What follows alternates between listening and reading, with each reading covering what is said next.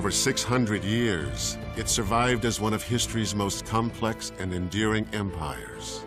At its height, it stretched from Europe through the Middle East to the north coast of Africa, controlling the sacred cities of Mecca, Medina, and Jerusalem. Its swift spread was fueled by the fervor of Islamic holy warriors, known for the speed and power of their attacks.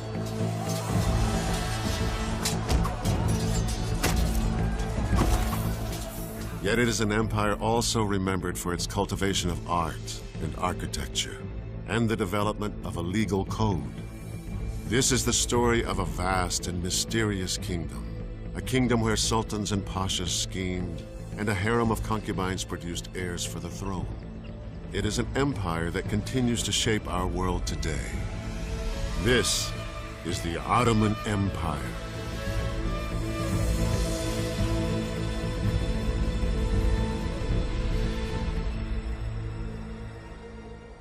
It was the dawn of the 14th century.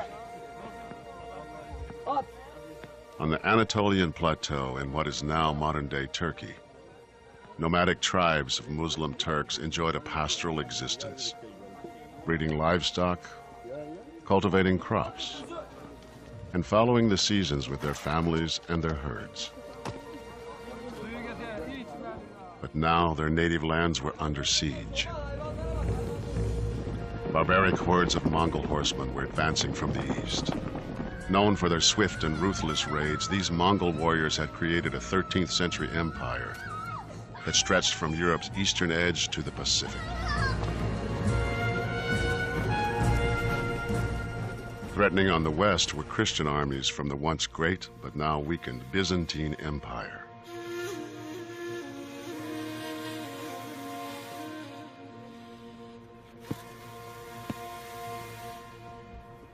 With their land and their way of life endangered from two sides, one man emerged as the tribe's leader. His name was Osman. He was tall, with a dark complexion and hazel eyes. He was known as a brilliant rider and swordsman. Osmanlı Devleti'ni kuran Osman Gazi'nin etrafında Osman was the founder of the Ottoman Empire. He surrounded himself with strong and brave soldiers, reckless men who were superior riders and could fire their arrows on the move. They were skilled in ancient Turkish Anatolian warrior tricks, ambushes, and hit and run tactics.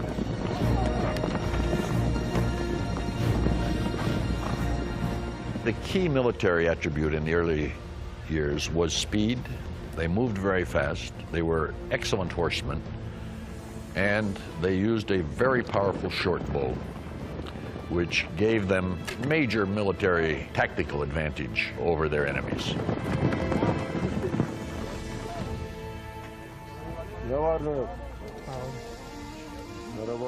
Contemporary accounts portrayed Osman as a man of the people, a down-to-earth leader.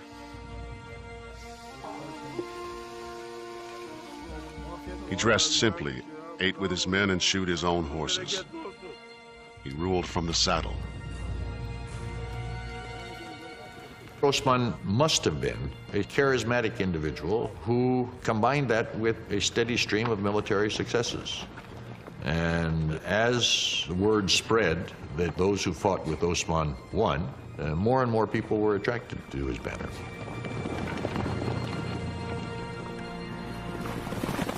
By the early 1300s, the Mongols withdrew, fearing the growing strength of the Ottomans. Osman then turned his attention to the Byzantines. Osman's enemy to the west, the aging Byzantine Empire, was in turmoil. It was almost 1,000 years old, dating from the year 330 AD, when Constantine moved the capital of the Roman Empire from Rome to Byzantium and renamed the city Constantinople. The Byzantine Empire had once been very great, but really ever since 1204, when the Knights of the Fourth Crusade occupied Constantinople, it had never recovered from the blow. And the blow it took from that experience allowed conquerors to move in from the east to capitalize on its weakness. And the last of these was the Ottomans.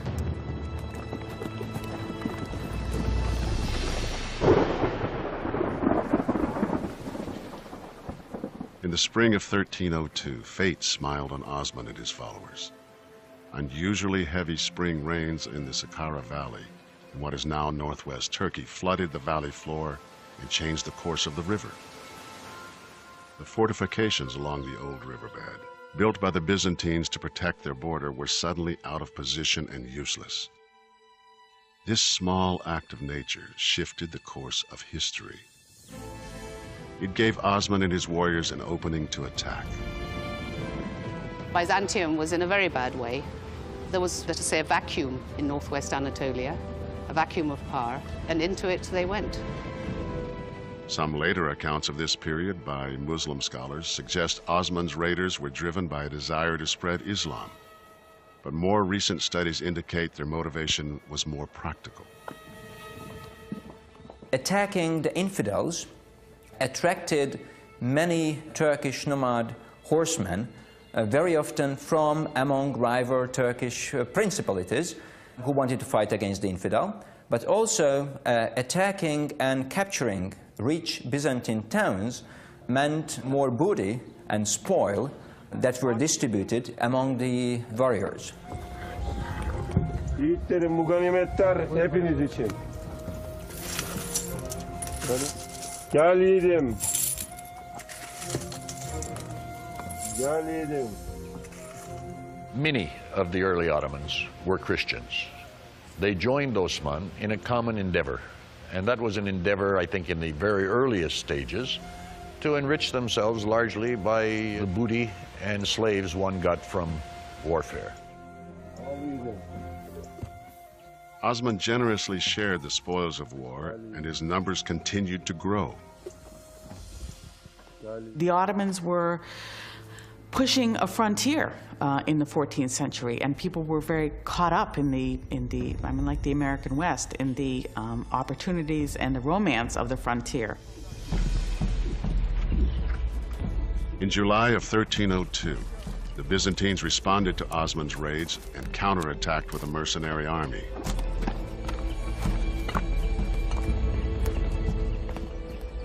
Osman used tactics he had learned from the Mongols. He dispatched a small squad to lure the Byzantines into a deadly ambush.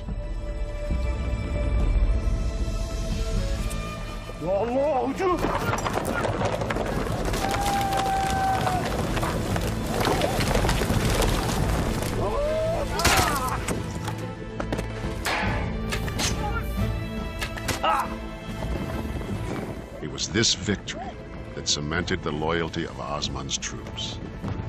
If you were a leader, the absolutely most basic thing you had to do was to get a group of fighting men who would be loyal to you, and their loyalty to you would transcend their loyalty to their tribe.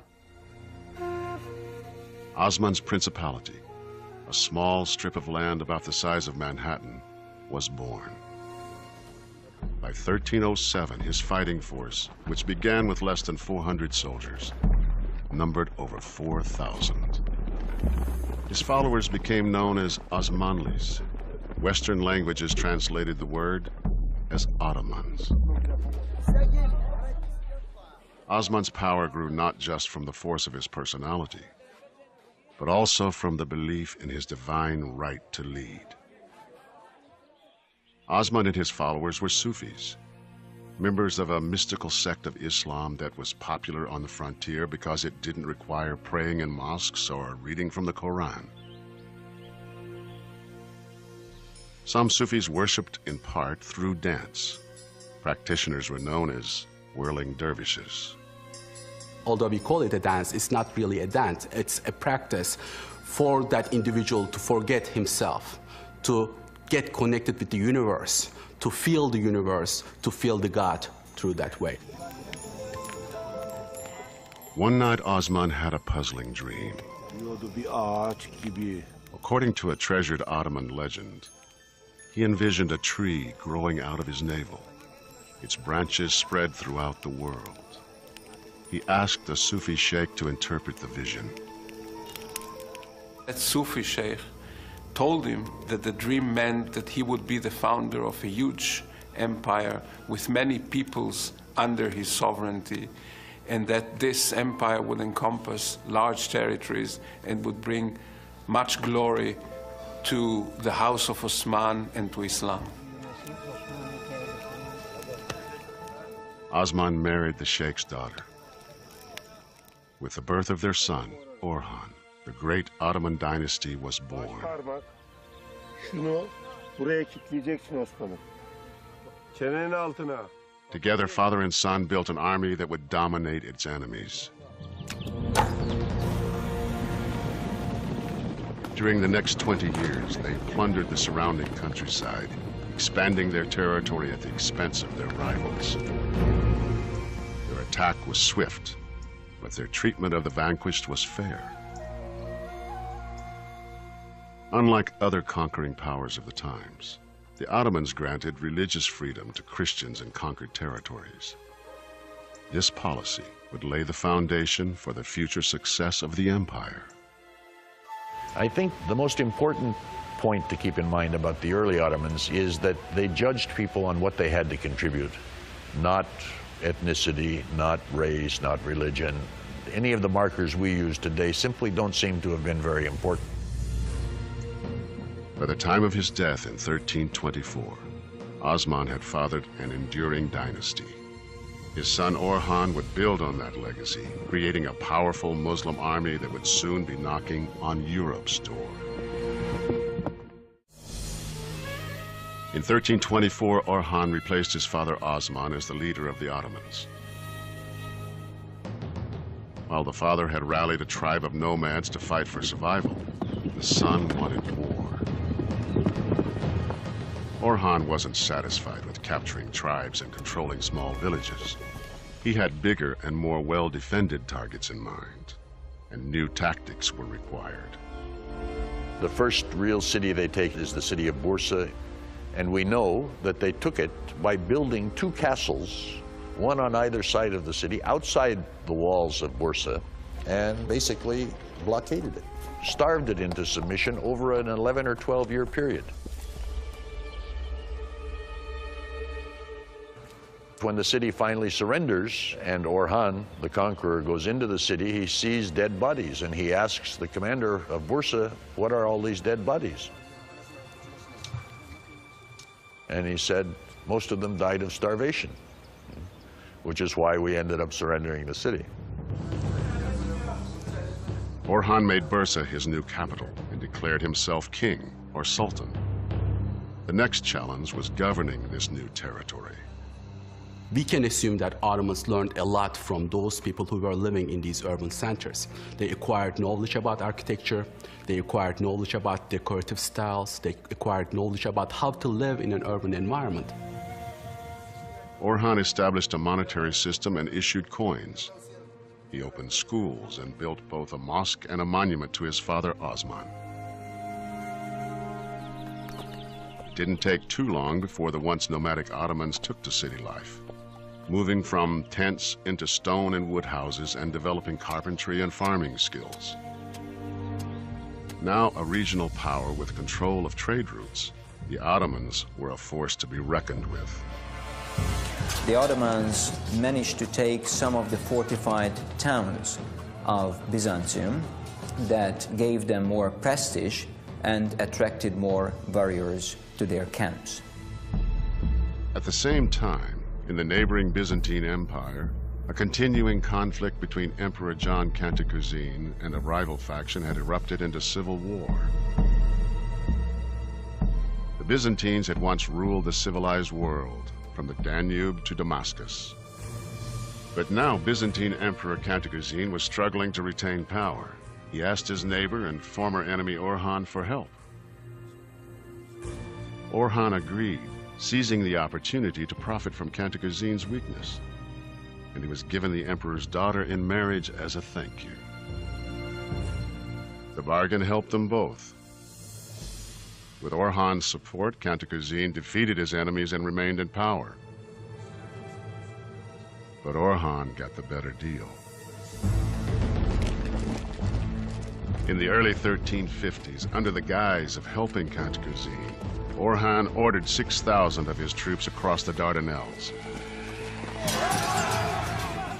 With no opposition, his troops laid waste to the region, claimed the territory as Ottoman lands, and gained a valuable foothold in Europe. This marked the beginning of the Ottoman Empire's westward expansion into the Balkans and beyond. Over the next 16 years, Orhan continued to expand his territory and consolidate his power. In just 60 years, the Ottomans had risen from a tribe of nomads to become rulers of more than 500,000 people. In 1362, after a 38-year reign, Orhan, the first sultan of the Ottoman people, died. His son, Murad I, continued the aggressive expansion of the empire, following the same policy of tolerance as his predecessors: conquer and tax, rather than conquer and convert. The Ottomans acted in a tolerant way, but not out of any philosophical commitment to something that we would call tolerance today, but for reasons of state. It was easier to subdue territories rather than to try and convert everybody. The Ottomans' policy of religious tolerance made administering conquered territories much easier. It reduced resistance and diminished the chance of revolt. In many areas, Christian subjects welcomed the Ottomans more as liberators than as oppressors, paying less tax to the Ottomans than they had to previous rulers.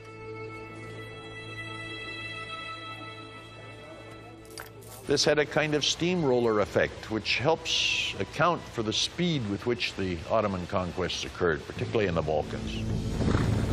They simply rolled through whole areas because, yes, they fought. Whenever somebody stood out against them, they fought, and they won.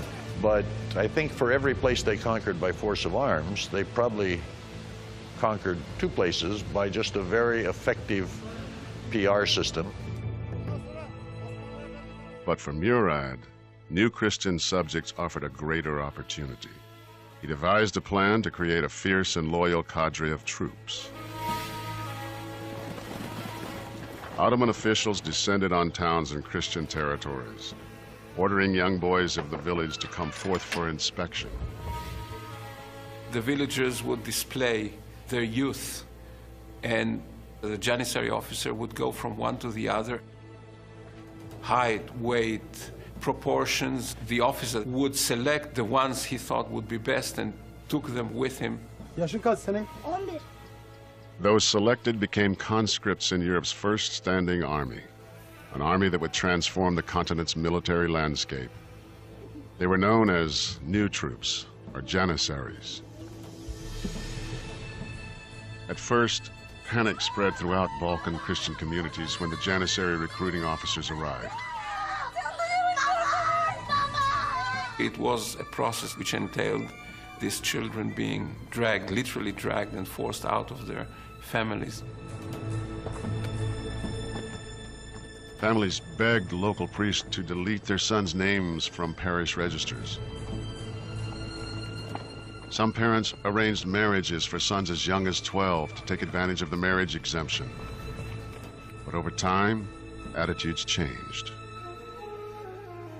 Families realized how prestigious the path was. They knew what a promising career this could entail, and indeed not few of the more successful recruitees into this system later became very important high-ranking officials in the Ottoman state who did not forget where they came from. New recruits were brought to the Ottoman capital and converted to Islam. Allah, Allah, eyvallah. Allah, Allah, eyvallah. They underwent intense physical training and were drilled in the arts of war. The training of the Janissaries was very thorough and, to a certain extent, ruthless. There was a physical training, weightlifting and wrestling. They practiced the various formations. There was archery practice regularly twice a week. When their military training was complete, they were tattooed with a number and a symbol and sent out to work. First, they were sent to Turkish families. It was a very heavy physical work, farming the land. When they returned, their physical shape was much better, they were much stronger, and they knew the language. The strongest and brightest were sent to special schools to finish their education. Janissaries who entered what are called the palace schools got a very broad education. They were trained in Arabic, Persian, Turkish. They were certainly trained in the Islamic sciences. Everyone was taught a skill.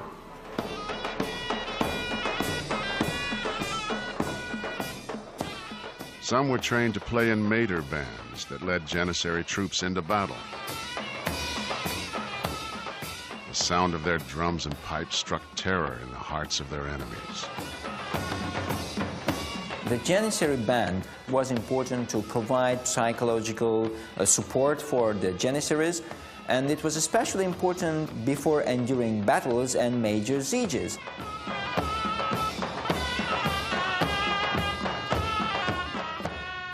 Janissaries who demonstrated extraordinary bravery were rewarded in later life with transfers from military service to civil service.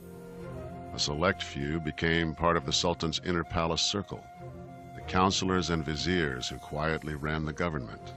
Others were returned to their homelands as administrators. In effect, they became deputies of the Sultan's royal family. So if you had been taken, let's say, at the age of 12, had been considered one of the top-notch kids, had been sent to the palace school, by the time you're 20, 21, and you pass out of that, you become an officer in the corps, you can become an officer in the provincial cavalry or an officer in some of the regiments of the palace. And eventually you rise up and you could even become the Grand Vizier. The only thing you couldn't become is the Sultan, because you're not a member of the dynasty. Whether as soldiers, advisors, or administrators of far-off lands, the Janissary's sole loyalty was to the Sultan. Murad's revolutionary concept gave him firm control over all his inherited and conquered lands, and turned the Ottoman state into a true empire, reaching deep into Europe. In 1389, Murad was 70 years old and still leading his troops into battle when he was mortally wounded in Kosovo. According to legend, as Murad lay dying, he named Bayezid, his younger rather than older son, to succeed him. Brooking no rival, Bayezid immediately ordered the murder of his older brother Yaqub. Murad's radical departure from eldest succession would set a deadly tradition and define the Ottoman dynasty for centuries. This whole question of being an Ottoman prince, you were going to have to kill all of your brothers, or they were going to have to kill you. It's hard to imagine. As you grow up, living what for us is the unthinkable. Over the next decade, the Ottoman Empire descended into chaos and civil war until a new sultan emerged as one of history's great conquerors.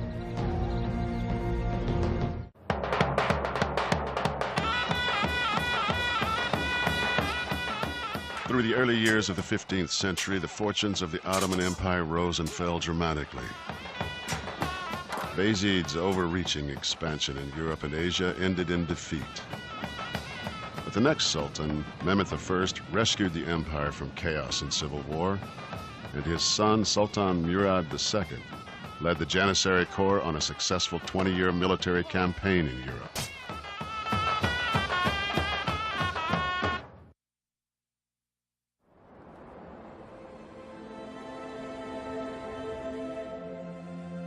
By the year 1444, after 23 years in power, Sultan Murad II was exhausted. Murad II was tired of the burdens of ruling and warring and negotiating, and really wanted to retire and become a solitary scholar. Murad II then took an extraordinary and unprecedented step. He abdicated and handed over the monarchy to his 12-year-old son, Mehmed II. But the son's reign was brief, and Murad II's retirement was short, just 2 years. The rise of a coalition of his old enemies, including Hungary and Venice, sent Murad II back into battle. This time, he remained Sultan until his death in 1451. When his son Mehmet II assumed the throne for the second time at the age of 19, he felt he was ready.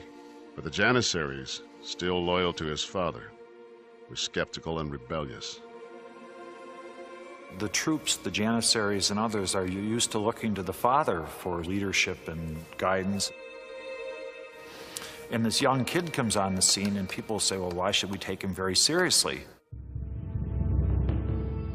As the empire again edged close to chaos, young Mehmet's enemies circled, watching and waiting. He needed a bold stroke, a conquest that would win over the skeptics. He turned his eyes to Constantinople. Constantinople was a mythic place for the Ottomans. Constantinople represented imperial power, global success.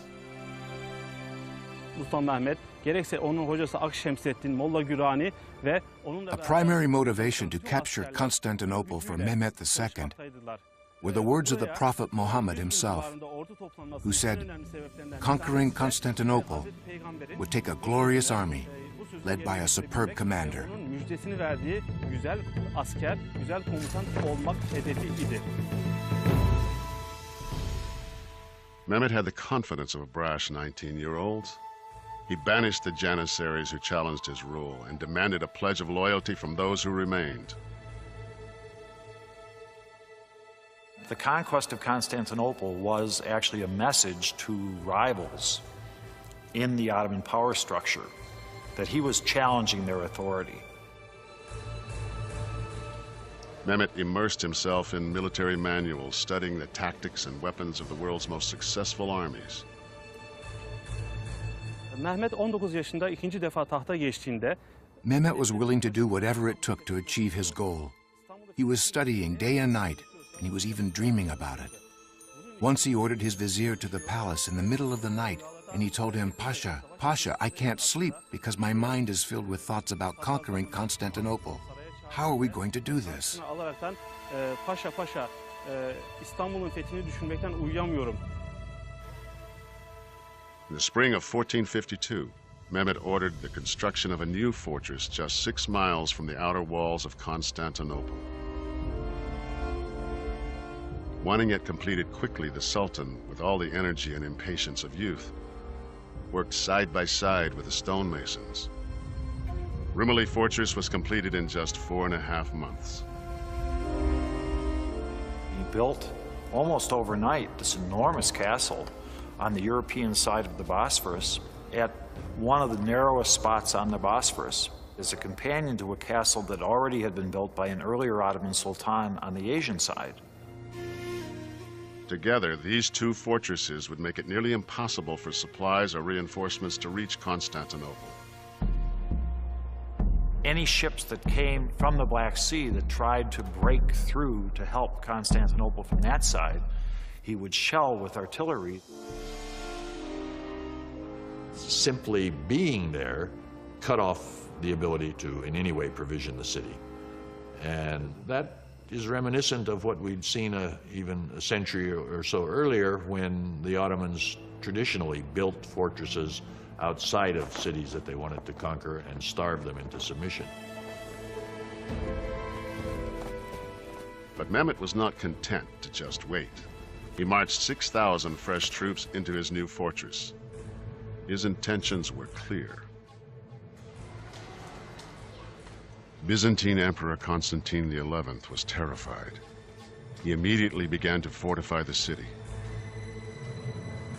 Imperial Constantinople in 1453 was an enormous walled structure with a few villages inside, very scattered centers of population, that basically the city had become depopulated. Yeah.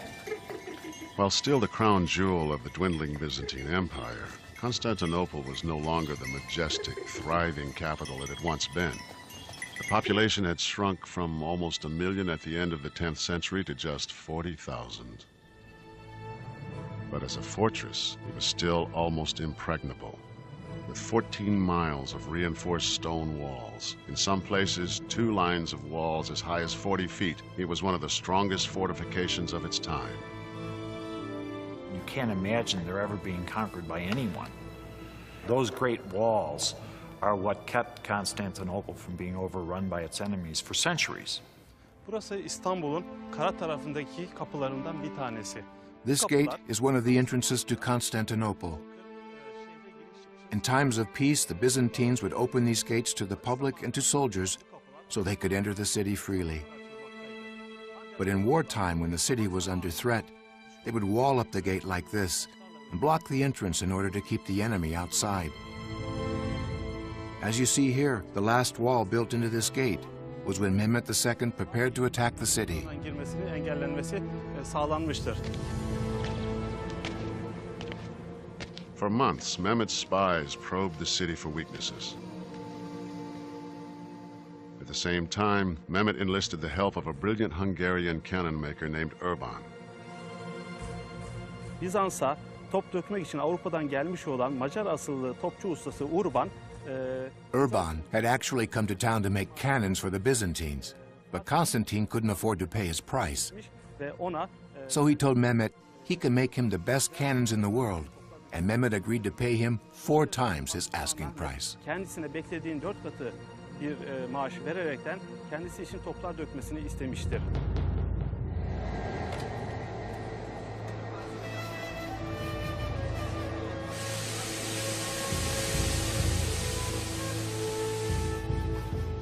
Urban built a battery of advanced artillery pieces, including the world's largest cannon. With a barrel measuring 26 feet long, the giant weapon could fire a 1,000-pound cannonball over a mile. The explosion could be heard 10 miles away. On the eve of the battle, Constantine sent a message to Mehmet. As it is clear you desire war more than peace, so let it be according to your desire. I will defend my people to the last drop of blood. The supreme God calls us both before his judgment seat. Mehmet responded, "The holy war is our basic duty as it was in the case of our fathers. Constantinople, situated in the middle of our domains, protects our enemies and incites them against us. Conquest of this city is therefore essential to the future and safety of the Ottoman state." On April 6th, 1453, the siege of Constantinople began. April 1453, just 2 years after becoming Sultan and just 9 months after completing the Rumeli fortress, Mehmet II was ready to attack Constantinople. Outside the fortress city, 100,000 soldiers, including a corps of elite janissaries, massed beneath the towering city walls. The troops donned chainmail armor and readied their weapons. Inside, Christian defenders braced for an attack. Bizans'ın savunması için The Byzantine army had about 9,000 soldiers. Of course, this number was nothing compared to Mehmet II's army of 100,000 soldiers. bu büyük surlar, 2 katlı ve büyük bir hendeği olan bu surlar But the Byzantines had tremendous confidence. They believed their giant moat and 2 lines of walls were invincible in defense of Constantinople. arasında Fatih'in 2 avantajı vardı. Mehmet's troops moved their siege towers and catapults into position and anxiously waited for the order to attack.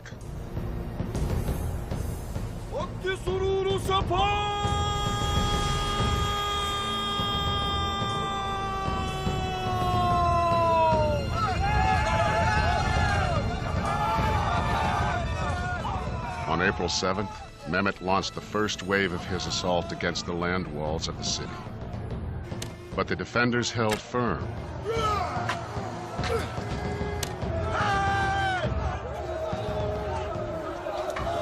Birinci surdan sonra esas sura, bu büyük sura doğru ilerleyerekten The Ottoman soldiers who managed to get past the moat and the first line of walls ran up ladders that they leaned on the second line of walls.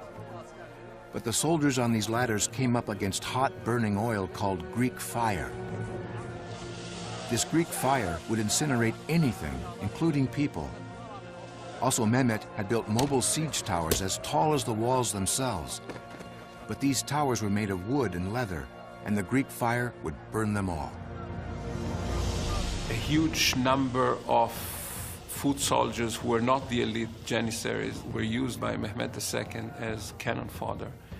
And they were doing the initial damage by softening the city. As ground forces continued their attack, 150 ships of the Ottoman Navy approached the city and readied their guns.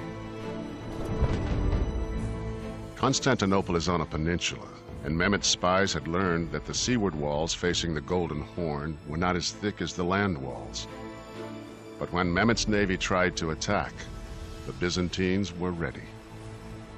Before the Ottomans arrived, though, the Byzantines stretched a chain along the Golden Horn in order to deny access to the Ottoman navy. It was important because by denying access, they could concentrate the forces along the land walls.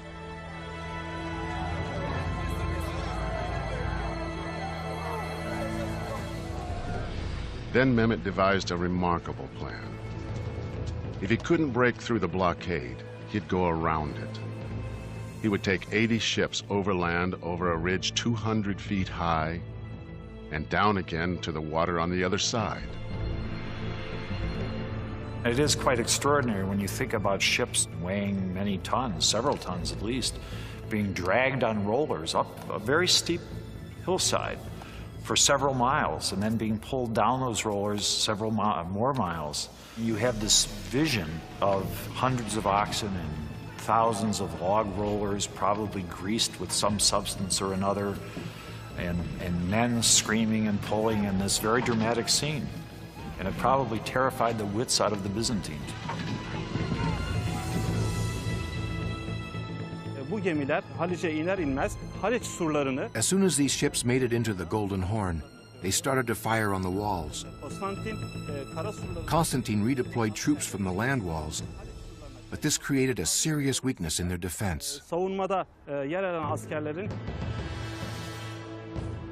At the same time, teams of oxen and hundreds of men dragged Urban's monster cannon into position to assault the land walls.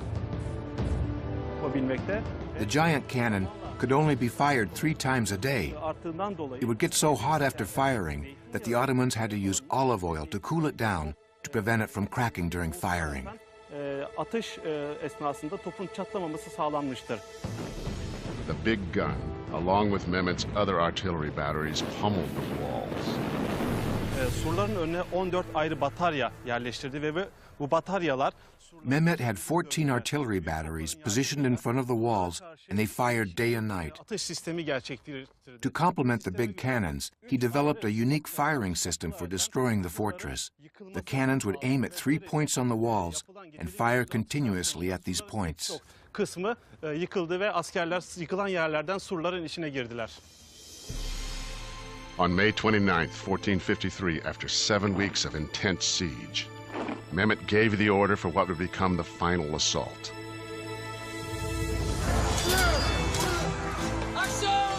First, a wave of irregulars weakened the Christian front line.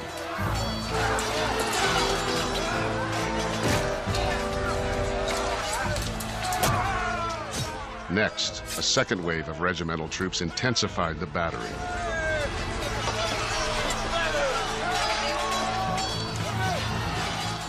Finally, a force of 5,000 Janissaries held back until the decisive moment moved in.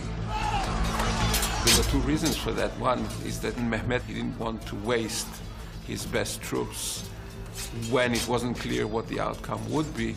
And secondly, the Janissaries were not that happy about being used as cannon fodder, and they expected to be thrown into battle when they could decide it, and of course reap the glory, which to a large extent they did.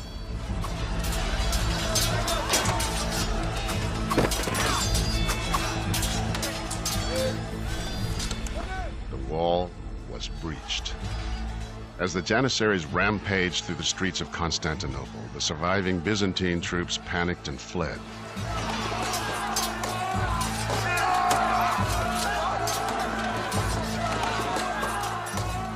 Emperor Constantine knew all was lost.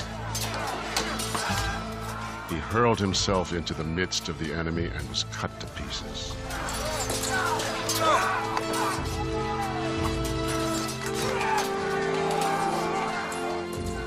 For 1,000 years, the city had been a symbol of Christian dominance. Now, the city of Constantinople was in Ottoman and Muslim hands. This had been the dream of Islamic conquerors all the way back to late in the lifetime of the Prophet Muhammad, when the first Arab attacks were launched against the city. And now, for the first time, this 19, 20-year-old upstart had done what nobody else had done. And this, of course, gave him great prestige throughout the Islamic world. In victory, Mehmet had one last concern. He was obligated by Ottoman tradition to grant 3 days of pillage to the conquering army. The soldiers could legally take any movable property and could rightfully enslave any of the city's population. But Mehmet had no interest in having his new capital sacked. On the second day, he entered the city at the head of a procession and put an end to the pillaging. Sultan Mehmet rode triumphantly to the magnificent church of St. Sophia and ordered it turned into a mosque. The Christian cross was torn down and replaced with a crescent, the symbol of the Ottoman Turks. The Ottomans had captured the Second Rome.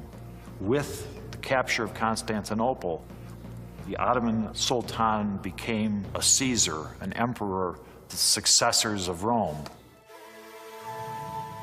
The fall of Constantinople shocked Western civilization. There were ceremonies of mourning in St. Peter's in Rome. Pope Pius II urged Mehmet to convert to Christianity. Instead, this Muslim sultan declared the city the capital of his Islamic Ottoman Empire.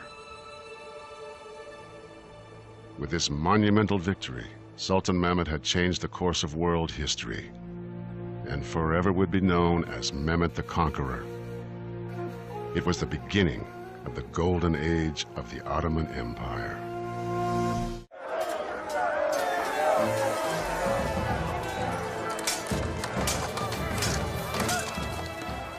The conquest of Constantinople was a towering achievement for both the Ottoman Empire and its young Muslim sultan, Mehmet the Conqueror. Once he conquered the city on the 29th of May, 1453, something that had been the dream of Islamic rulers for 700 years, he got unbelievable prestige. Mehmet's new capital took on a new name, Istanbul. He quickly set out to rebuild. He refortified the battered city walls, rebuilt the city skyline, and commissioned his own great mosque. What he wanted to do was to make Ottoman Constantinople, Istanbul, into the rich and powerful city that it had once been, to protect the past, incorporate it into the present, and use it as a foundation for his own authority and power. With a location that bridged continents and cultures, the city had prospered for centuries through trade. The new sultan ordered construction of the legendary Grand Bazaar, still the largest covered street bazaar in the world, where textiles, crafts, jewelry, and spices were traded in an intricate maze of covered streets. The Ottomans stood across the major trade routes that connected Asia, China with Europe. And Europe dearly loved Asian goods, including the spices of the East Indies. But the only way they could get those was if the goods passed through the Ottoman world.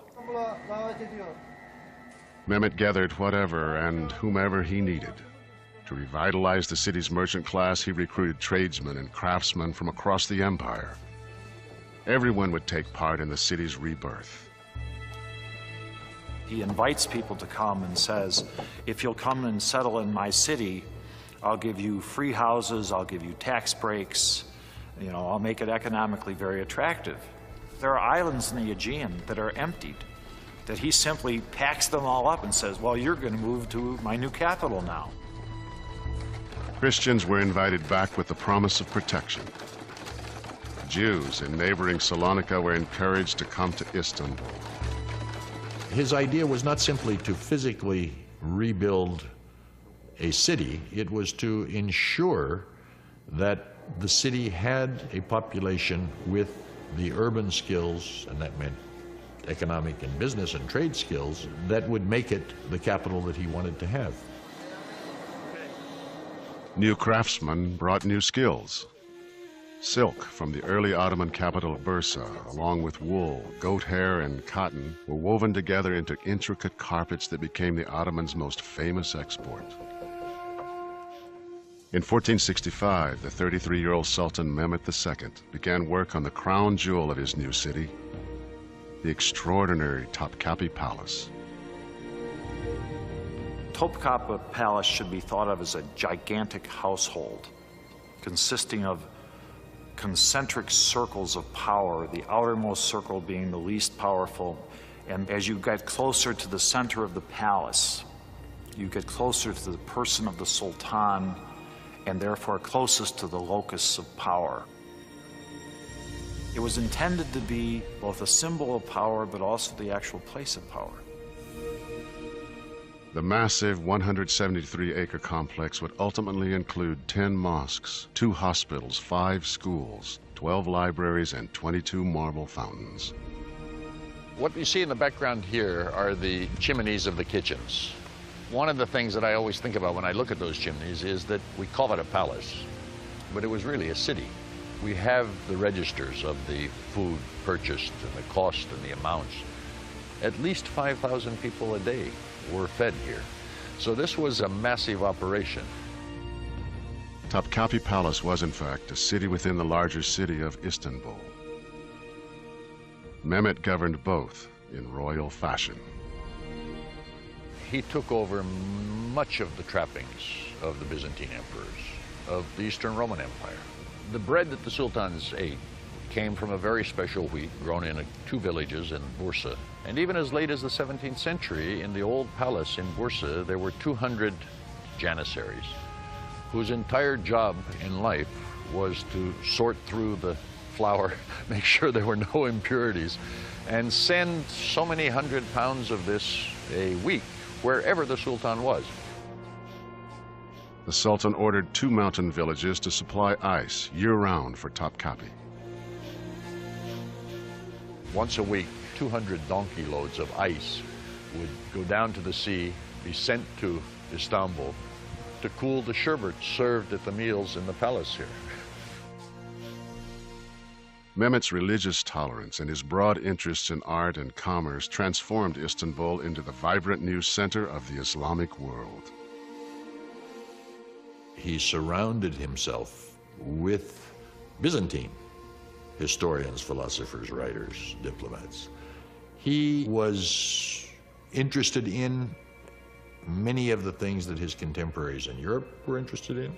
He was, I guess, as close as I can think of to a sort of Ottoman Renaissance man as one can imagine. But his civic interest didn't alter Mehmet's military goals or aggressiveness. Rebuilding Istanbul required money, and new conquests generated new revenues.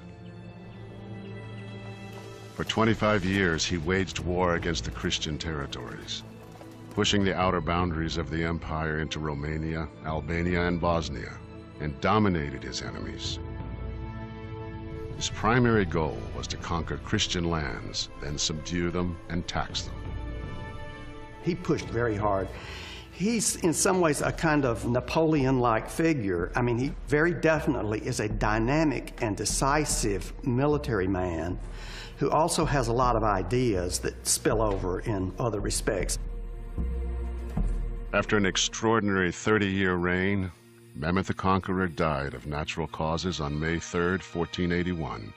He was 49. Mehmet had reinvented the empire, but he had also left it somewhat exhausted. After years of constant military campaigns, the Janissaries were tired and growing mutinous. Islamic religious leaders were also angry. They resented the Sultan's attempts to assert his authority in what were traditionally religious matters. He was also a person with too much voltage. By the end of his reign, there was a real demand for a relaxation from his over-aggressive policies and a move back towards stricter Islamic norms. This struggle for control within the Islamic faith would plague Mehmet's successors. The Ottomans were heading for violent and enduring clashes within the Islamic world. After Mehmet the Conqueror's death in 1481, the Ottoman Empire enjoyed a period of relative tranquility under his son Bayezid II. But Bayezid's peaceful nature and cautious approach proved to be his undoing. His sons argued for a more aggressive and forceful policy. In 1512, his son Selim won the support of the Janissaries and forced his father to abdicate. Selim's reign began brutally, even by the standards of Ottoman succession. Some historians believe Selim poisoned his father. He then ordered his 2 brothers and 5 nephews killed. Selim had come to power and maintained power by sheer force and force of personality, and was quite unhesitant to utilize violence. He was also a man who ruled by fear. All Ottoman rulers had nicknames, and they sometimes are quite telling. Selim is Yavuz, which means grim or mean. He probably got that nickname because he is the Ottoman ruler who turns against the older Islamic states. Islamic law prohibits Muslims fighting Muslims, but Sultan Selim claimed other Middle Eastern rulers were heretics and went on the attack. By 1517, Selim's army had swept through Iran, Syria, Lebanon, and Egypt, capturing the holy cities of Jerusalem, Mecca, and Medina. These conquests earned him the title of Caliph, meaning head of Islam. Up until that time, the people they ruled were overwhelmingly Christian. It's now that, for the first time, a majority of their population were Muslim. And of course, the conquest or the incorporation of the holy cities of Mecca, Medina, and Jerusalem for the Ottomans was a prestige factor. This allowed them to see themselves and be viewed by others as the leading Islamic dynasty. But Selim didn't live to enjoy his prestigious position. In 1520, just 8 years after becoming Sultan, he died suddenly of an infection. Had he lived, later Ottoman lore held that he would clearly have become Sahib Quran, that is, a world conqueror who had never been defeated in battle. He was likened to Alexander. In his short, violent reign, Selim had doubled the size of the Ottoman Empire and assumed leadership of the entire Muslim world. At the time of Selim's death, his only son, Suleiman, was the governor of Manisa province. With no brothers to battle, it was a rare instance of peaceful succession. Suleiman would go on to become the empire's greatest sultan, earning the name Suleiman the Magnificent. 16th century Europe was dominated by young and dynamic leaders. England's Henry VIII, Francis I of France, the Habsburgs' Charles V, and Russia's Ivan the Terrible. Suleiman saw himself as a major player in this world and set out to prove it. Taking the throne at age 26, he immediately launched his first military campaign. Suleiman took it upon himself immediately to establish his own reputation as a Ghazi, as a warrior for the faith. Suleiman was able to establish himself as a commander with whom to be reckoned. Suleiman's army, led by the Janissaries, pushed deep into the heart of Europe. The city of Belgrade fell in August of 1521. The next year, Suleiman's navy captured the island of Rhodes. Suleiman kept on the attack. In 1526, his army first entered and sacked Hungarian capital of Buda. 3 years later, his troops pushed all the way to the gates of Vienna. The Ottomans were now a force in European affairs. To expand the empire further, Suleiman knew he needed a stronger navy. The Ottomans are engaged in a fundamental battle with Spain for control of the Mediterranean. So there is a major superpower battle going on throughout the 16th century for mastery of the Mediterranean. And the Ottomans needed the very best naval commander that they could get. Suleiman offered one of the Mediterranean's most feared pirates, then called corsairs, the role of admiral of his fleet. His name was Hayreddin Barbarossa. This is very, very typical of the Ottoman ability to take people on the ground who had some native talent and then turn them to their own uses. And throughout Ottoman history, if you were enough of an outlaw, if you made enough trouble for the Ottomans, eventually they'd decide to appoint you to a government post, because better to have you on their side than to be making trouble for you. Barbarossa, with the backing of Suleiman, built a fleet of 200 ships. Within several years, this new navy helped create one of the largest empires in history, stretching across 3 continents from Russia through Eastern Europe, the Middle East, and into North Africa. Along with his military prowess, Suleiman was also a shrewd politician. When the Reformation split the Christian church in Europe into Catholic and Protestant, Suleiman took the side of the Protestants. The Ottomans favored Protestantism to the extent that they did, precisely because their traditional enemies were Catholic countries. So it was based on politics rather than some sort of assessment of dogma. Suleiman's backing and financial support proved crucial. Some historians even claimed that the Protestant movement might have failed without Suleiman's support. Suleiman, of course, was very much concerned about his public image, and he wanted to be known as one of the, perhaps the greatest leaders of his own age. One way to do this was to conquer, capture all these territories, defeat your enemies. Another way of doing this is to make Istanbul, the capital of this mighty Turkish Ottoman Empire, beautiful. In Istanbul, Suleiman launched a cultural and architectural revival to match that of the European Renaissance.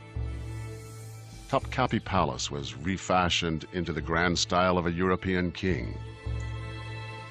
The court adopted the ceremonial style of European royalty. He called on a janissary named Mimar Sinan to create mosques and public buildings throughout the empire. Sinan was trained as a military engineer, building arsenals, bridges, and aqueducts, and he proved to be an architectural genius.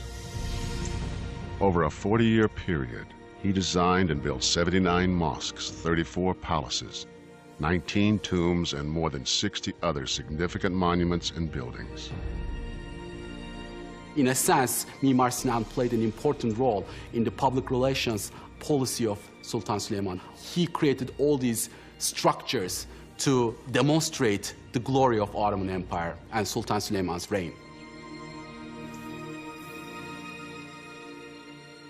To the Europeans, he became known as Suleiman the Magnificent, but to his own people, he was called Kanuni, the lawgiver. Suleiman developed a legal system based on precedent and case law that was consistent with the sacred law of Islam. He also insisted that all new laws be compatible with Western Christian tradition. Suleiman is known as the lawgiver because he presided over an unprecedented codification of law. But among all of Suleiman's adopted Western ways, nothing proved more significant than the simple act of falling in love and getting married. Suleiman's marriage not only reshaped his reign, it would alter the course of Ottoman history for the next century. Sultan Suleiman's decision to marry for love was unprecedented and shocking.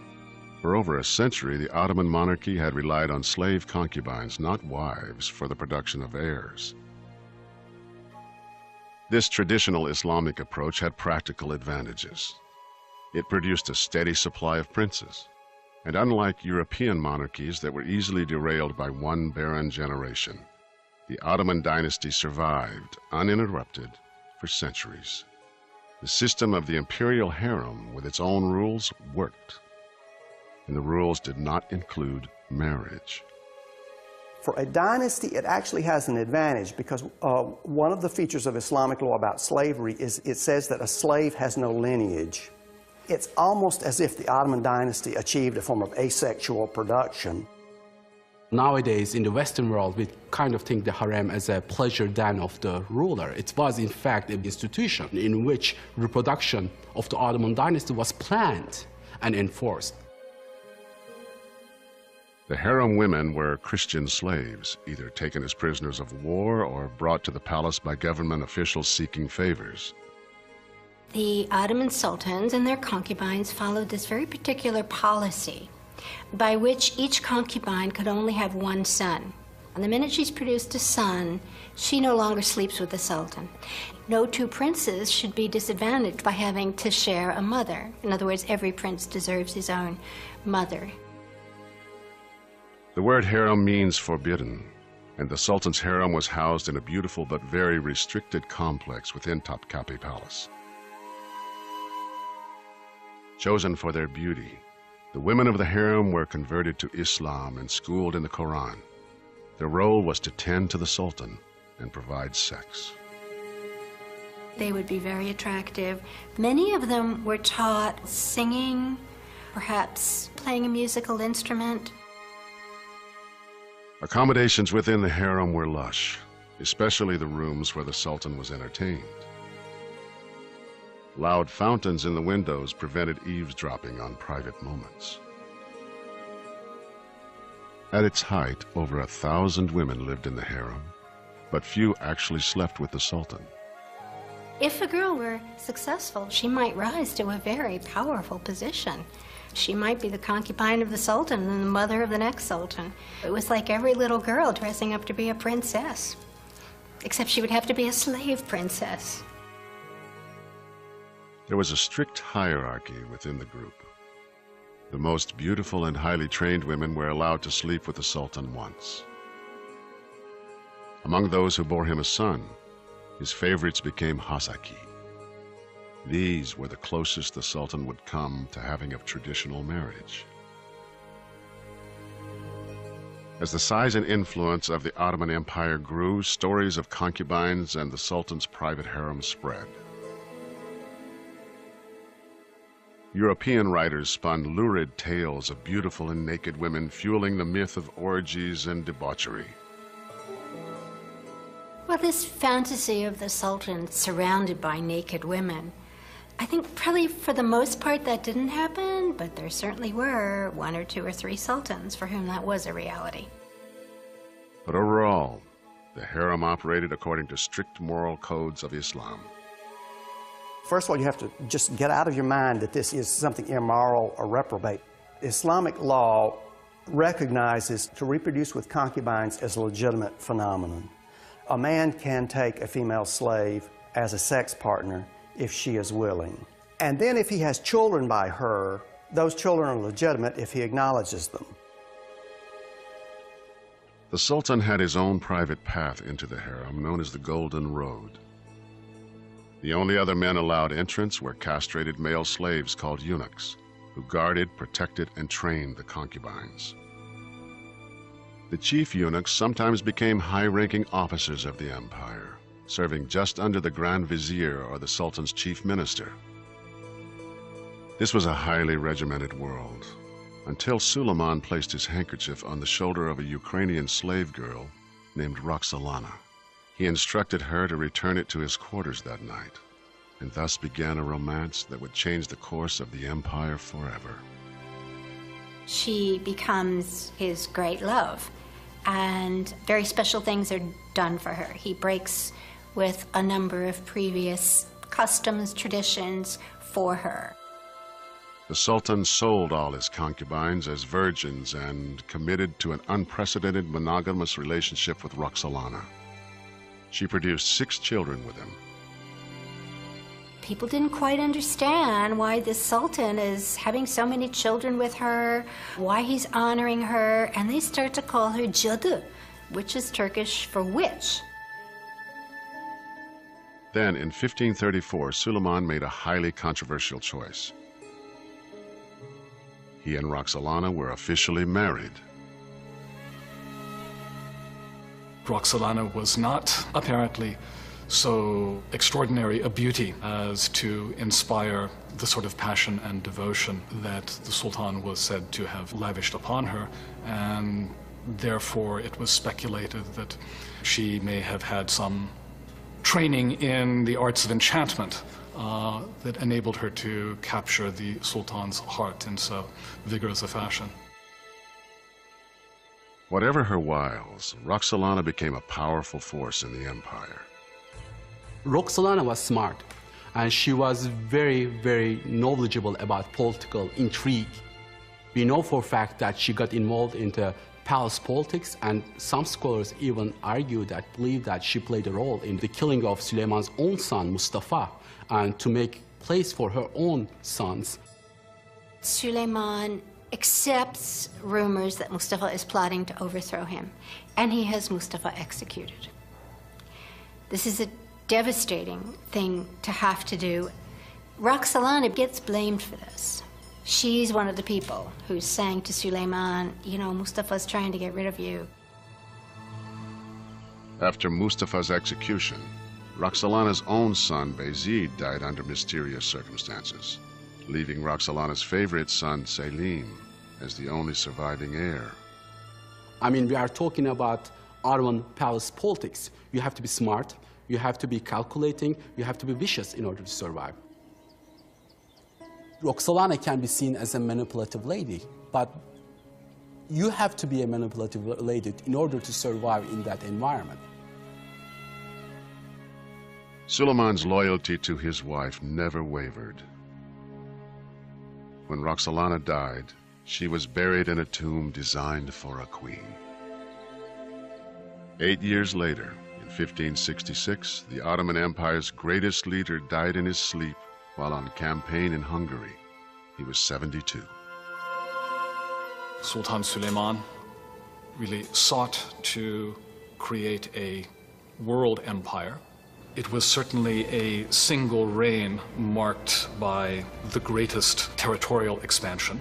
It was marked by an extraordinary degree of institutional innovation and organization. Süleyman's reign is a zenith. Suleiman's 46-year reign saw dramatic advances in law and in art and architecture. He left behind an empire far more European than the one he inherited. But the infighting and intrigue that had plagued European monarchies would soon visit the palace of Suleiman's successors.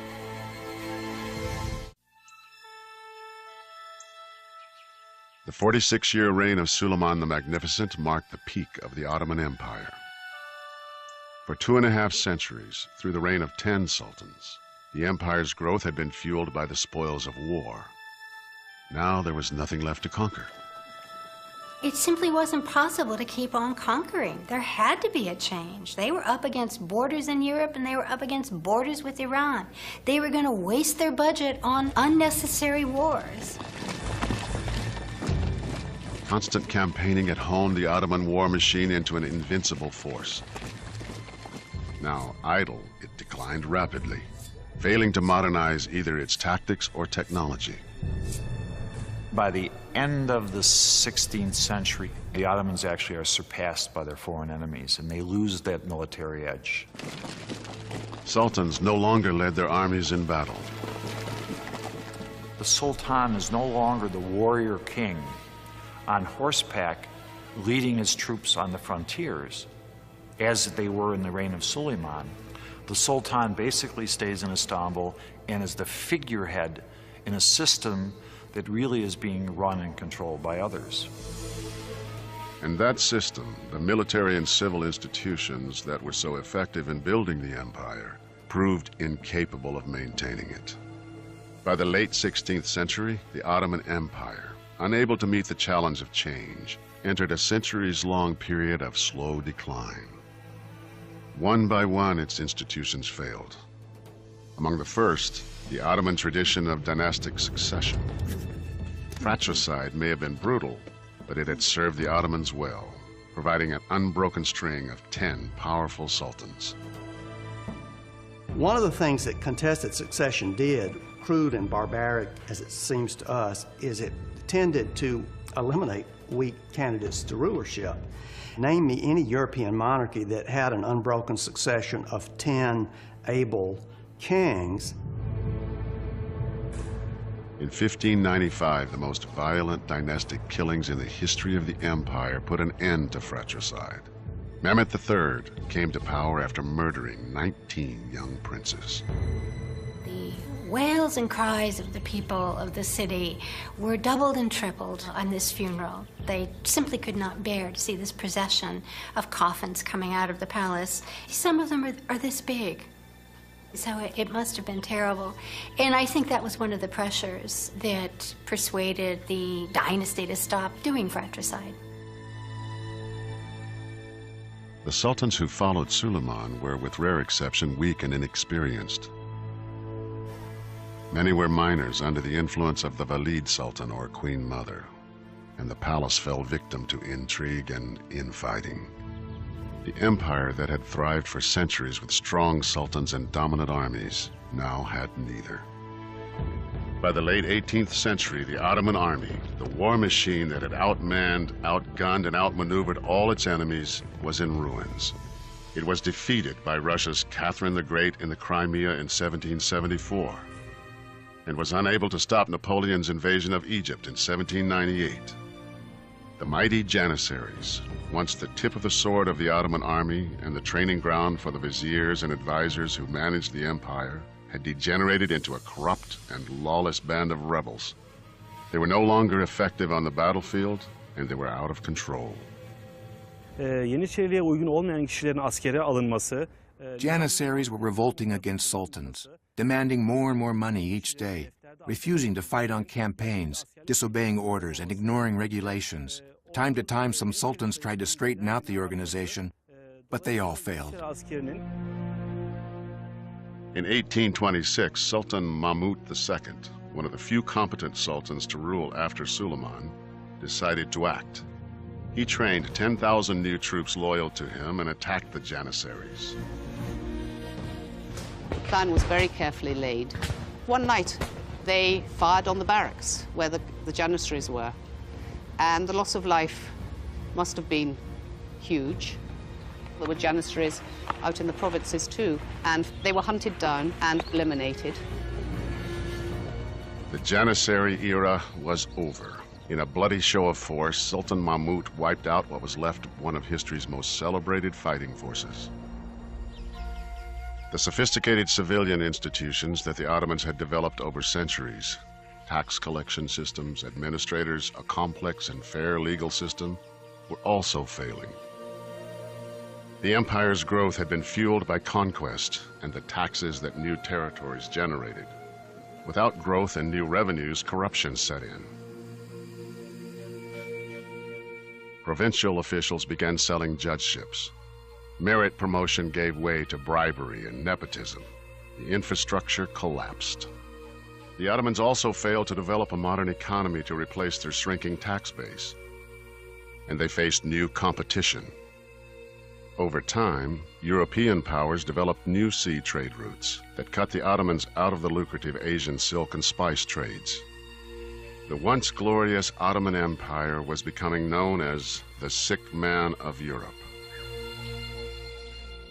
Mahmud II's successor, Sultan Abdul Mejid, looked to the West for help in bolstering the fortunes and the image of the empire.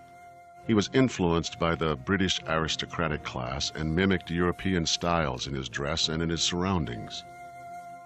He looks very elegant. He has a half cape and some gold buttons. He doesn't wear a kaftan, as previous sultans had of the classical age. In 1843, anxious for a symbol of success, he abandoned Topkapi Palace. As the economy and governmental systems were failing, the Sultan commissioned a new and more European-style residence. The magnificent Dolmabahce Palace took 13 years to complete. The 11-acre building featured 285 rooms, 46 ballrooms, 6 Turkish baths, and 68 toilets. Bu bölüm sarayın kristal merdivenler adı verilen bölümüdür. This part of the palace is called the Crystal Staircase. It was designed to impress visitors when they first entered Dolmabahce. Ayrıca merdivenlerin tam tavası... In addition to the crystal balustrades, the ceiling itself is also built of crystal, so that the light that streams through forms a magnificent display of the 7 colors of the rainbow. The ceremonial throne room was one of the largest ballrooms in Europe, designed to host state affairs for 2,500 people. The 4.5-ton chandelier was a gift from Britain's Queen Victoria. Bu saray, Osmanlı Devleti'nin inşa ettiği ikinci büyük saraydır, Topkapı Sarayı'ndan sonra. This palace was built to show the glamour and the wealth of the Ottomans to foreign diplomats. But the palace came at a great cost. The Ottomans had wars and economic crises, and spending billions of gold lira and tons of gold on the construction of Dolmabahce only made the financial situation worse. Bu bölgedeki devlet adamlarına ait The Ottomans have declared bankruptcy in 1876, and the Ottoman debt burden is crushing, and in fact, more Europeans work for the Ottoman debt administration in the empire than do Ottoman officials work for the Ottoman Ministry of Finance. The reign of Sultan Abdul Hamid II would lead the Ottoman Empire into the 20th century. He continued to try to rebuild the reputation of the crumbling empire. He commissioned the most prominent photographers of the day to document the best of the empire: schools, hospitals, and manufacturing. The Sultan personally presented over 1,000 photographs to the U.S. Library of Congress and the British Museum, hoping to convince the Western world of the Ottoman Empire's technological development and industrial advances. These pictures do not, however, tell the true story. As World War I approached, the Ottomans faced bankruptcy and economic disaster.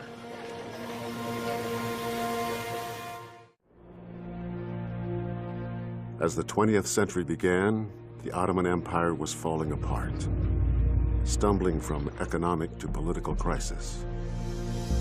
It was quite difficult and problematic for Ottomans because we see the emergence of nationalism and nationalistic ideologies during this period, especially in the Balkans first. Many of these peoples wanted to develop their own separate nationalistic identities. And some were successful in gaining independence from the Ottoman Empire. But this was not the case for the Christian Armenian minority, who had lived in the region for 3,000 years. By early in the First World War, 1915, at a time when the Ottoman Empire was shrinking and besieged from all sides, the ultra-nationalist group in power, known as the Young Turks, was trying to restore the glory of their declining empire by uniting all Turkish-speaking peoples in the empire and beyond. The Armenians came under siege when, in the spring of 1915, the Young Turks ordered a forced deportation of 1.75 million ethnic Armenians out of Anatolia to Syria and Mesopotamia. The story of why and what happened is, nearly a century later, controversial, emotional, and hotly debated. To the Turks, the deportations were ordered because some Armenians were allying themselves with Russia, Turkey's enemy to the east. To the Armenians, this was a pretext. The deportations were ordered out of a desire to rid Turkey of Armenians forever. During the evacuation, a forced march of hundreds of miles, hundreds of thousands of men, women, and children died of starvation and massacre. Newspaper reports of the time tell of horrific scenes of rape and murder. Henry Morgenthau, the American ambassador to Turkey, later wrote, "I am confident that the whole history of the human race contains no such horrible episode as this." Estimates of total Armenian deaths in the period of the evacuations range from 300,000 to 1.5 million. The Turks acknowledge that hundreds of thousands of Armenians died, but they and some historians maintain that these deaths were the result of war-caused starvation, civil unrest, and ethnic conflict. To Armenians and many historians, the actions were a clear act of genocide committed by the Ottomans, and today have been recognized as such by many countries.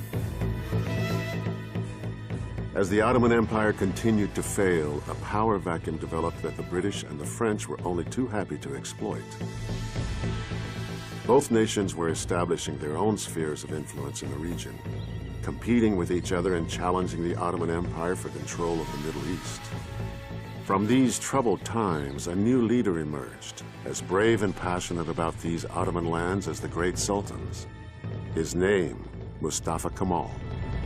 Osmanlı Devleti, Since its first days, the Ottoman Empire has trained many great leaders. Without a doubt, Mustafa Kemal was the last and the most famous among all these leaders. hiç şüphesiz Mustafa Kemal'dir.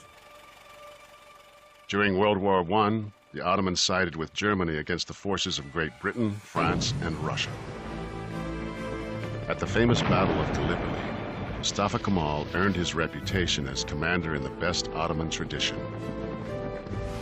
On February 5, 1915, British warships sailed towards the Dardanelles with the objective of capturing Istanbul. Ottoman troops dug into deep trenches and defended their position against thousands of Australian, British, and New Zealand forces. Kemal figured out where the British might make their landing, and when they came, a group of Turkish soldiers were running away from the front. And he appeared on the scene and he asked them, "Where are you going?" And they said, "The enemy is coming." And he said, "Right down over that ridge." And he said, "Well, stop running away. Fix your bayonets, lie down, and we'll hold them off right here."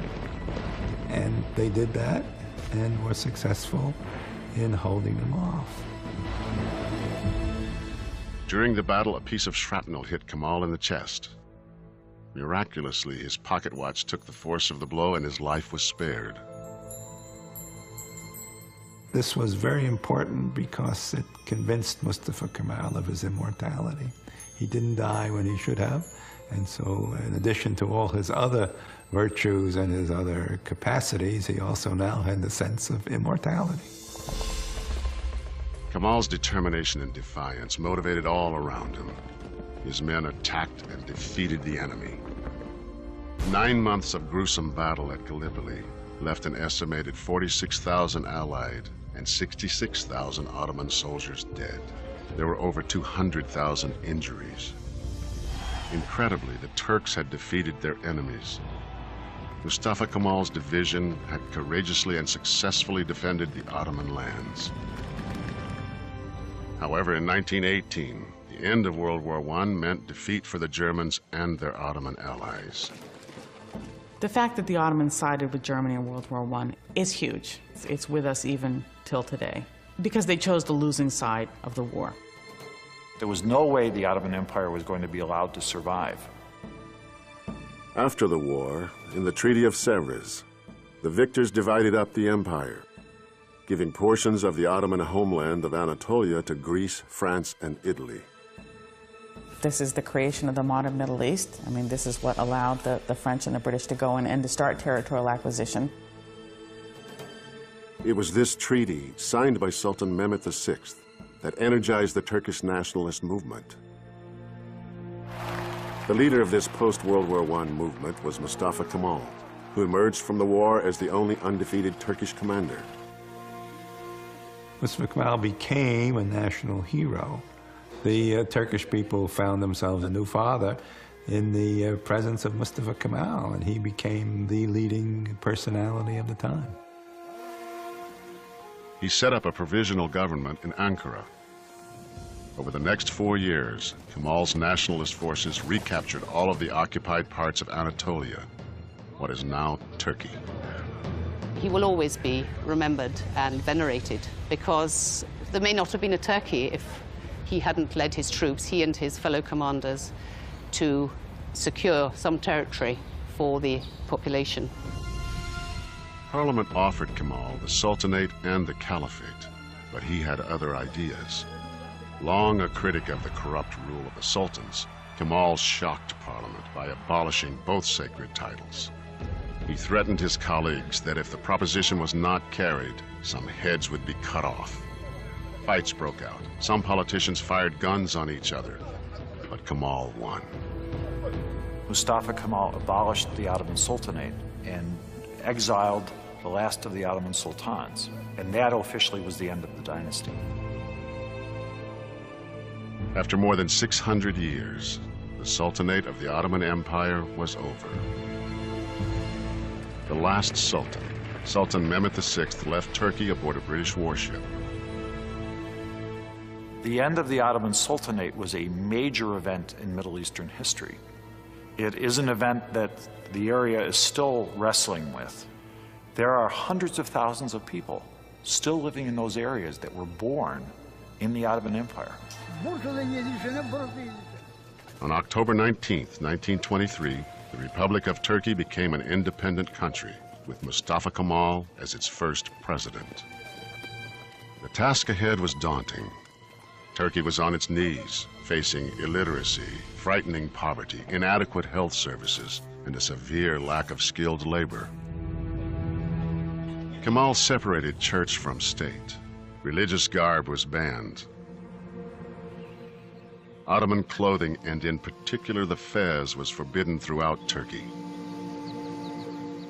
Changing headgear, which may seem very unimportant, looking back on it now, but we have to remember it was a marker of status, a marker of your place in society, and by changing from the fez to the hat, he stated that Turks were now modern. He granted equal rights to women, including the right to vote, years ahead of many Western democracies. As part of his effort to westernize the country, Kemal introduced a new alphabet. Complex Ottoman Arabic was replaced by the Latin alphabet of Western languages. It's as if, for example, someone from the government coming to one of our universities in the United States and telling them from now on, Chinese will be your alphabet. You will use Chinese to write your own name. The same kind of thing happened in Turkey. Suddenly, literacy level in Turkey was 0 in one night because of that. But Kemal's bold decision paid off. In just 1 year, 1928, literacy increased over 500%. Kemal instructed all Turks to adopt traditional Western-style last names. His was chosen for him. The Grand National Assembly gives him the name Ataturk, meaning Father Turk. Mustafa Kemal had a very strong personality. More importantly, perhaps, Mustafa Kemal knew what he wanted. Mustafa Kemal is responsible for making Turkey what it is today. Mustafa Kemal Ataturk is, I believe, one of the major figures of the 20th century. And on a global scale, I think could be ranked in the top dozen or 20 figures. On November 10th, 1938, Mustafa Kemal died at the age of 57 at the Dolmabahce Palace. The clock in his bedroom remains frozen at 9:05 a.m., the time of his death.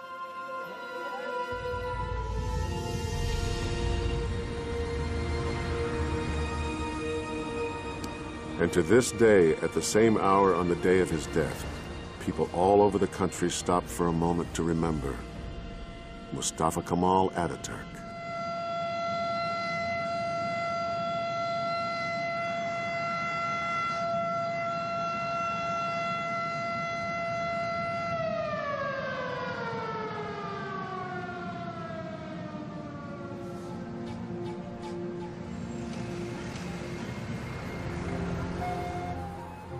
Modern Turkey, sitting at the crossroads of Europe and Asia, continues to embrace both East and West, the old and the new. Its exotic blend of cultures, past and present, is most visible in Istanbul. Even today, with all of the skyscrapers that have appeared in other sections of Istanbul, the old section of the city is still dominated by these wonderful Ottoman imperial mosques and by the Topkapı Palace complex as well. The influence of the Ottoman Empire is felt not just in Turkey, but in the Middle East, the Balkans, North Africa, and the Arabian Peninsula. Osmanlı Devleti, tarihin gördüğü en büyük 3. imparatorluktur. The Ottoman Empire maintained power for nearly 600 years in 3 continents. During these 600 years, they constructed unique architectural monuments, created millions of artistic works, and raised numerous scientists and high-quality statesmen. In the end, the Ottoman Empire remains an empire of contradictions. It was assembled by the might of its war machine, yet remembered for its development of fair and just laws. It conquered people of many faiths, yet until its waning years, it was open to the cultures and religions of the vanquished.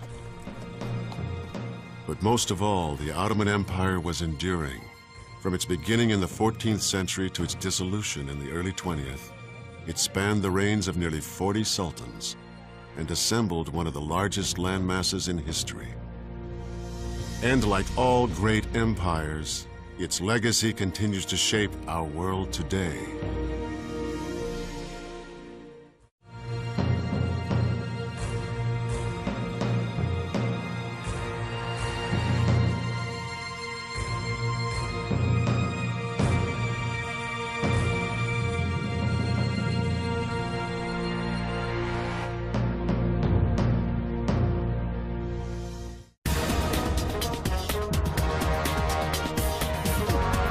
To Christians in conquered territories. This policy would lay the foundation for the future success of the empire. I think the most important point to keep in mind about the early Ottomans is that they judged people on what they had to contribute, not ethnicity, not race, not religion. Any of the markers we use today simply don't seem to have been very important. By the time of his death in 1324, Osman had fathered an enduring dynasty. His son Orhan would build on that legacy, creating a powerful Muslim army that would soon be knocking on Europe's door. In 1324, Orhan replaced his father Osman as the leader of the Ottomans. While the father had rallied a tribe of nomads to fight for survival, the son wanted war. Orhan wasn't satisfied with capturing tribes and controlling small villages. He had bigger and more well-defended targets in mind, and new tactics were required. The first real city they take is the city of Bursa, and we know that they took it by building two castles, one on either side of the city, outside the walls of Bursa, and basically blockaded it, starved it into submission over an 11 or 12-year period. When the city finally surrenders and Orhan, the conqueror, goes into the city, he sees dead bodies and he asks the commander of Bursa, "What are all these dead bodies?" And he said, "Most of them died of starvation," which is why we ended up surrendering the city. Orhan made Bursa his new capital and declared himself king or sultan. The next challenge was governing this new territory. We can assume that Ottomans learned a lot from those people who were living in these urban centers. They acquired knowledge about architecture, they acquired knowledge about decorative styles, they acquired knowledge about how to live in an urban environment. Orhan established a monetary system and issued coins. He opened schools and built both a mosque and a monument to his father Osman. It didn't take too long before the once nomadic Ottomans took to city life, moving from tents into stone and wood houses and developing carpentry and farming skills. Now a regional power with control of trade routes. Superior riders that could fire their arrows on the move. They were skilled in ancient Turkish Anatolian warrior tricks, ambushes, and hit and run tactics.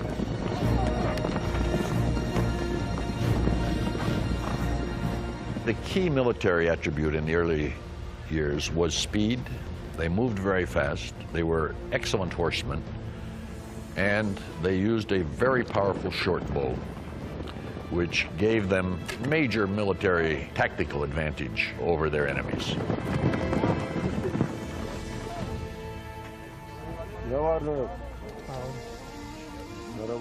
Contemporary accounts portrayed Osman as a man of the people, a down-to-earth leader.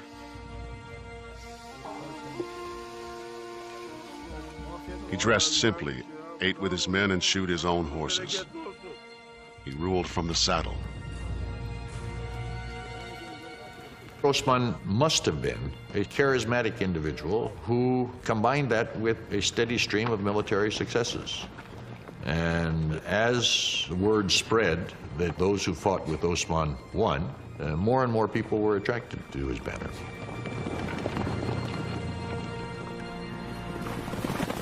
By the early 1300s, the Mongols withdrew, fearing the growing strength of the Ottomans. Osman then turned his attention to the Byzantines. Osman's enemy to the west, the aging Byzantine Empire, was in turmoil. It was almost 1,000 years old, dating from the year 330 AD, when Constantine moved the capital of the Roman Empire from Rome to Byzantium and renamed the city Constantinople. The Byzantine Empire had once been very great, but really ever since 1204, when the Knights of the Fourth Crusade occupied Constantinople, it had never recovered from the blow. And the blow it took from that experience allowed conquerors to move in from the east to capitalize on its weakness. And the last of these was the Ottomans.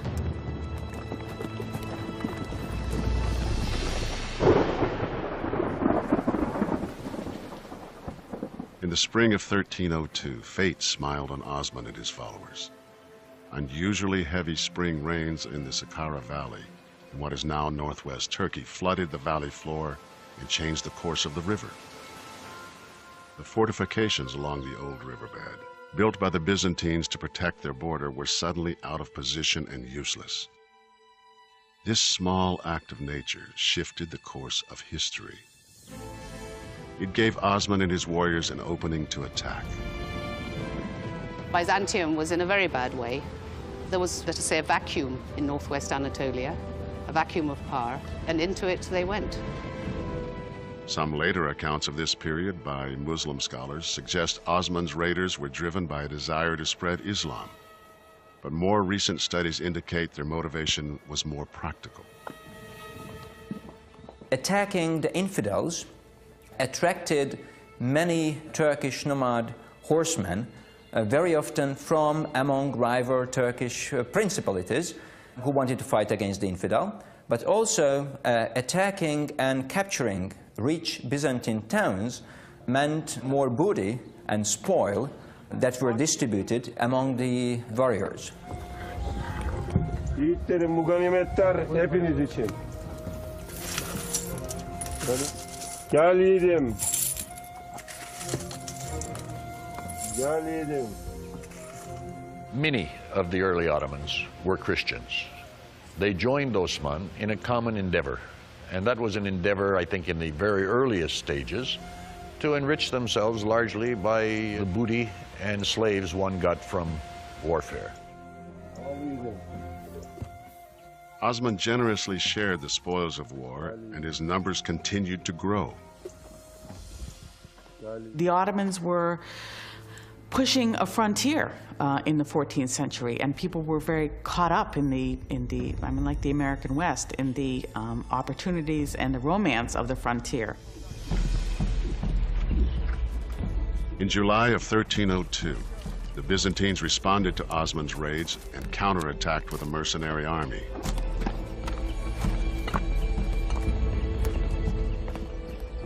Osman used tactics he had learned from the Mongols. He dispatched a small squad to lure the Byzantines into a deadly ambush.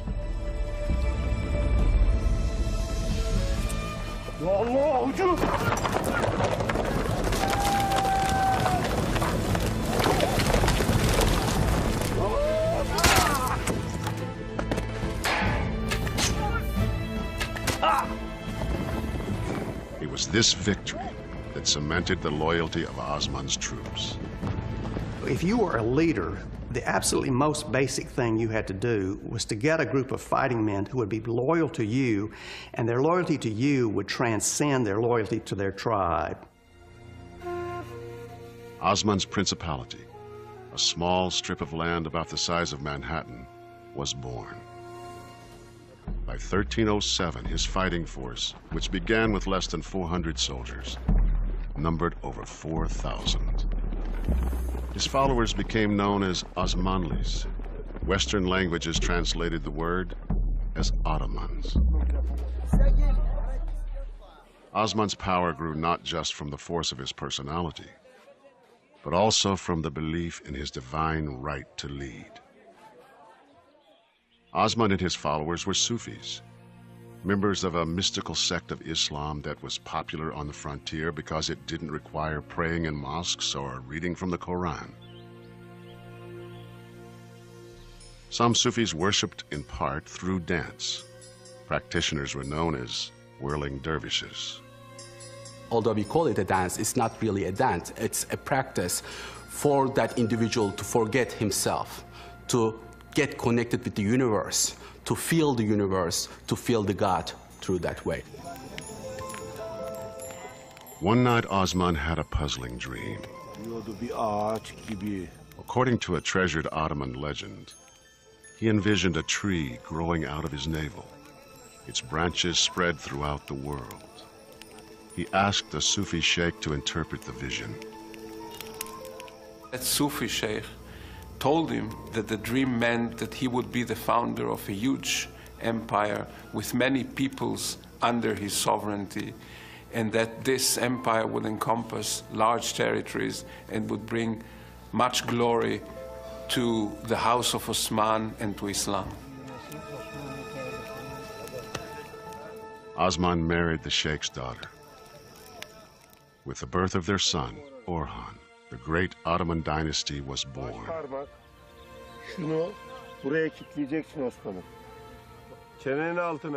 Together, father and son built an army that would dominate its enemies. During the next 20 years, they plundered the surrounding countryside, expanding their territory at the expense of their rivals. Their attack was swift, but their treatment of the vanquished was fair. Unlike other conquering powers of the times, the Ottomans granted religious freedom.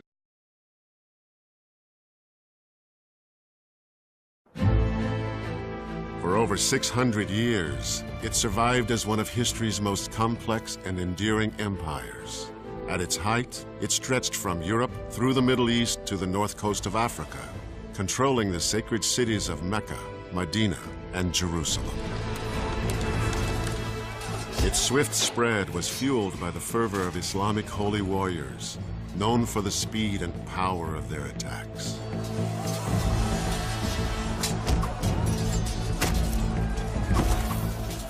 Yet it is an empire also remembered for its cultivation of art and architecture, and the development of a legal code.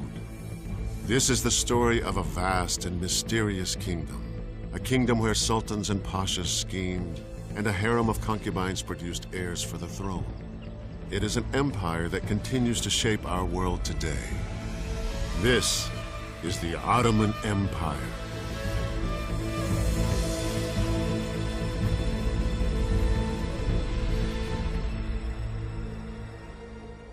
It was the dawn of the 14th century. On the Anatolian plateau in what is now modern-day Turkey, nomadic tribes of Muslim Turks enjoyed a pastoral existence, breeding livestock, cultivating crops, and following the seasons with their families and their herds. But now their native lands were under siege.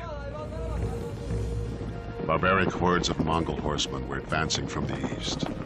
Known for their swift and ruthless raids, these Mongol warriors had created a 13th century empire that stretched from Europe's eastern edge to the Pacific.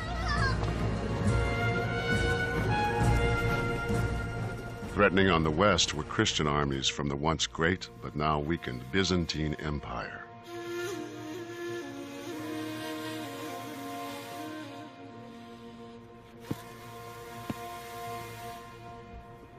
With their land and their way of life endangered from two sides, one man emerged as the tribe's leader.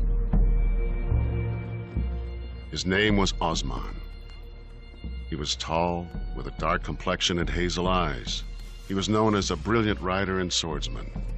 Osmanlı Devleti'ni kuran Osman Gazi'nin etrafında Osman was the founder of the Ottoman Empire. He surrounded himself with strong and brave soldiers, reckless men who were superior